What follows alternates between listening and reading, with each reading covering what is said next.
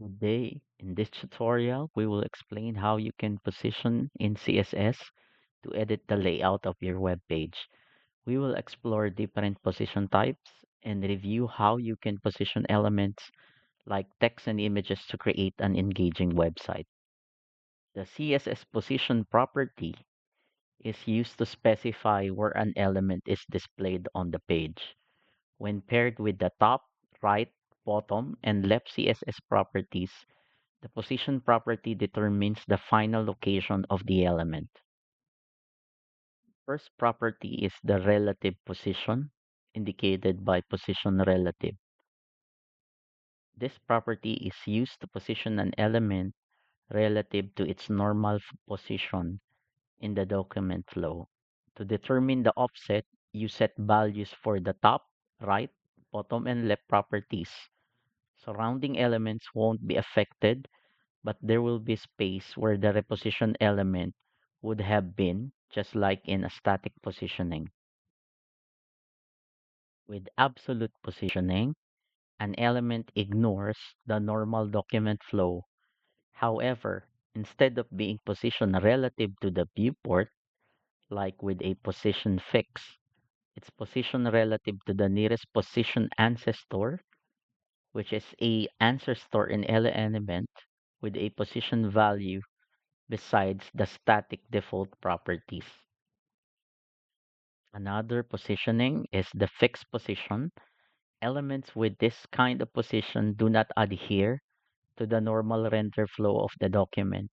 Instead, fixed elements are positioned relative to the viewport. In other words, the part of the document that is currently visible in the browser.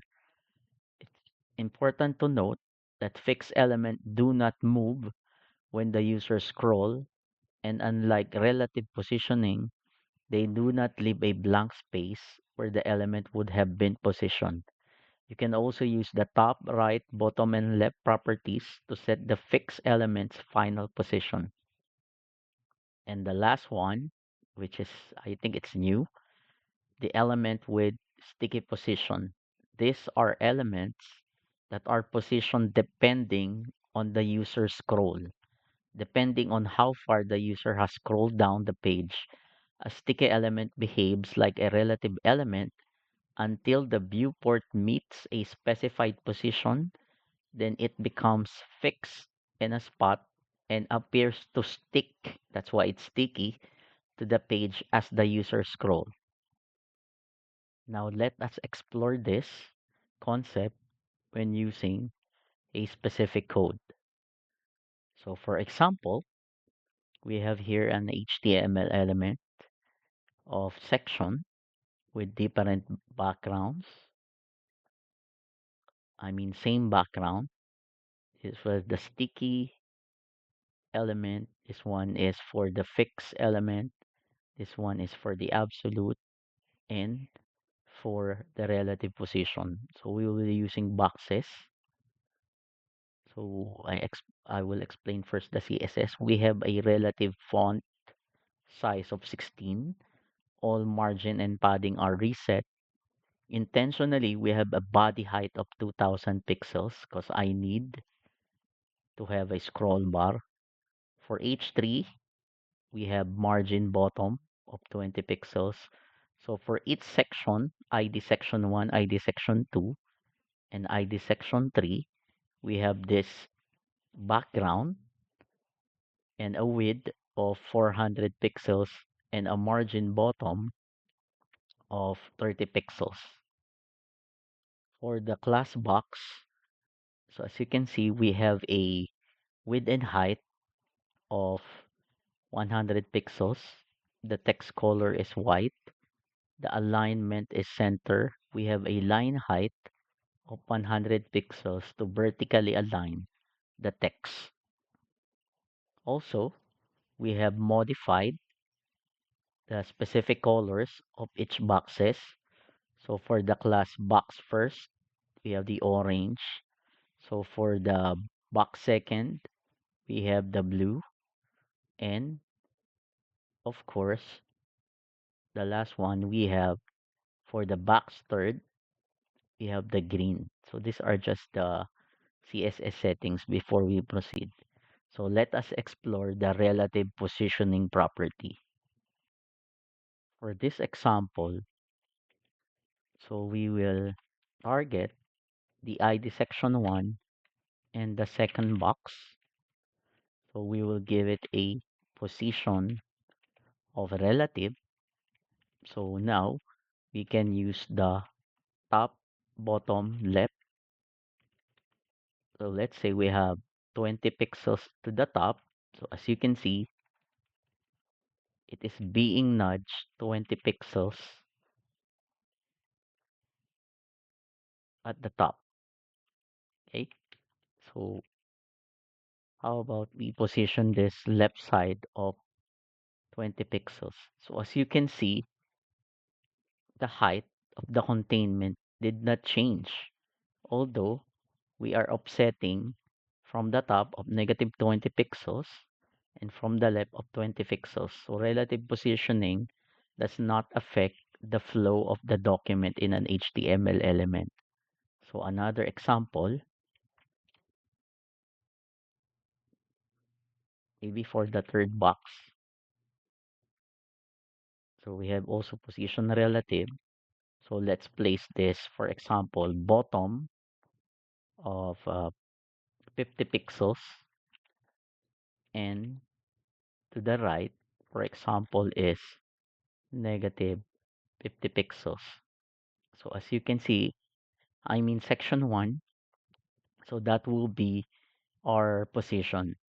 So we can also control the stacking order by using z-index when using relative, absolute, and related positioning. So for example, we have the box second. Let's have a z-index of 1. So as you can see, the blue box is at the front of the R box 03. So again, as you can see for the example, this one is the z-index. The higher the z-index, the closer it is on the screen. It means that the layer, if you're familiar with layer, is at the top. For the third one, for example, if I increase the z-index of this one to 2, so that will be on the normal flow. So for example, again, so I'm explaining here z-index. So how about the box first? So we position this at the top, no need. So how about I give it a z-index of 3? So the stacking order will change, but the document flow will not be affected when you are using position relative. The next one is the absolute positioning. So you focus on this. So it's part of the ID of section 2. So let's design the second box. So if I say this one is a position absolute, so it does not adhere anymore the properties for the document flow. So where is the box 2? So the box 2, if that is on section 2, so you need a specific positioning, which is top, for example, and a right, for example, of 0. So from here, from this absolute positioning containment of section 2, the position now of absolute box 2 is from the top of 0 here, and from the right side, here is the top, and from the right side, which is also 0. So this is the behaviors of absolute positioning. So how will you contain that one to be inside of this? So remember, you need an ancestor, which is a relative position property. So to contain the absolute box 2 inside the absolute box of section 2, so we need to define the parent as position relative. So we already contain this. Instead of displaying the box without an ancestor positioning, so this will be the top 0 already and from the right side because we maintain that the section 2 is a position relative. So you can contain the absolute positioning as long as your parent container has a position relative property. So for example, another example, how about the section 2 box third? Let me edit this one. So we have a box third. So instead of top, how about we have a bottom of 0? And from the right side, you can also have negative value. So that will be from bottom 0, start from the bottom of 0. This is now the container and it has a relative property. So the absolute positioning will be with reference to this box, not on the viewport. Because if you remove the relative positioning, again, I'll repeat this one. If you remove the relative positioning, so it will not respect anymore the containment of the ID section 2. So I hope you understand that. Now, let's take a look for the fixed position element inside of ID section 3. So we define the box first. For section 3, I want you to focus here on the box first. So if you have a position with a property of fix, this one, so it will behave like a absolute position element. But as you can see, if I scroll this one, so it's fixed on its position. For example, we have a top of 0 also and a right side of 0. So no matter how far you scroll on the web page, this will be fixed on the specific position. So for example, you have 100 pixels from the top and from the right side, for example, of 100 pixels. So it will not move related to other documents at the inside. This is good for sticky navigation, the one that sticks on the top when you scroll down the web page. So that will be the stick or I mean the fixed position element. For the last one, we have sticky position for the section 4. I think this one for the section number 4.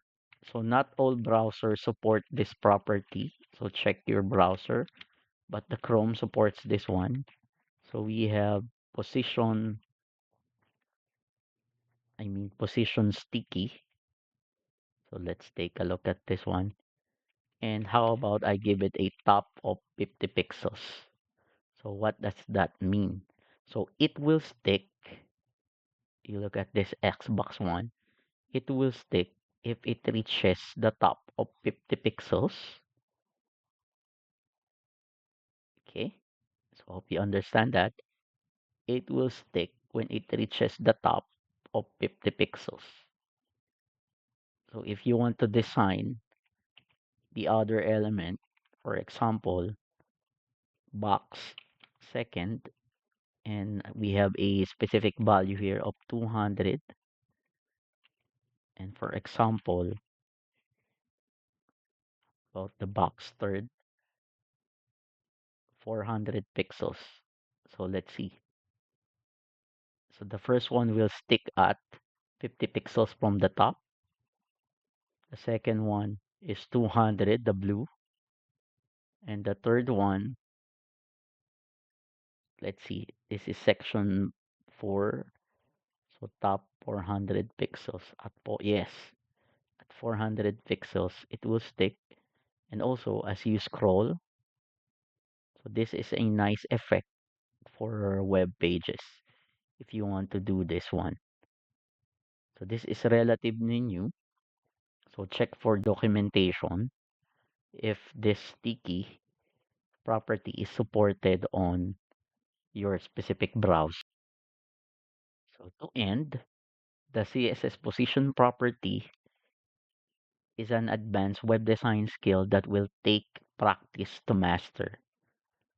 So if you ever have question about the CSS position, you can message me or comment down below. So when you're ready to check for more tutorial, we are approaching the lecture on page layout. So that will be an exciting topic.